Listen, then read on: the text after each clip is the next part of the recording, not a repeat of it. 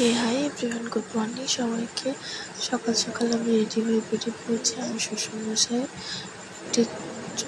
তো ওখানে পৌঁছে বাবাকে রেডি করে দেওয়া হয়েছিল ওটির ড্রেসে। তারপর বাবাকে ঢুকিয়ে দেওয়া হয়েছিল ওটির মধ্যে।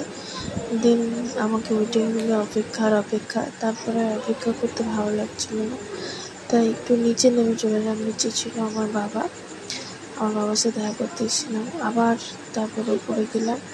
ওপরে গিয়ে ওটিতে দেখলাম অপারেশন থিয়েটারের সামনে দেখলাম আলো জ্বলছে, আর কাউকে দেখতে পেলাম না।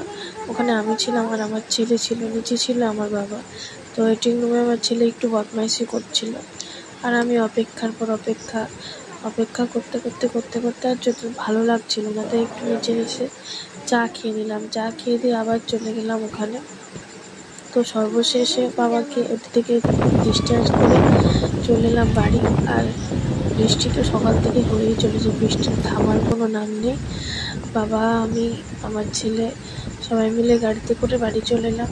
বাড়িতে আস্তে বৃষ্টিতে পুরো ভিজে গেছিলাম, তাই রাস্তায় দাঁড়িয়ে আবার 1 কাপ চা খেয়ে বাড়ি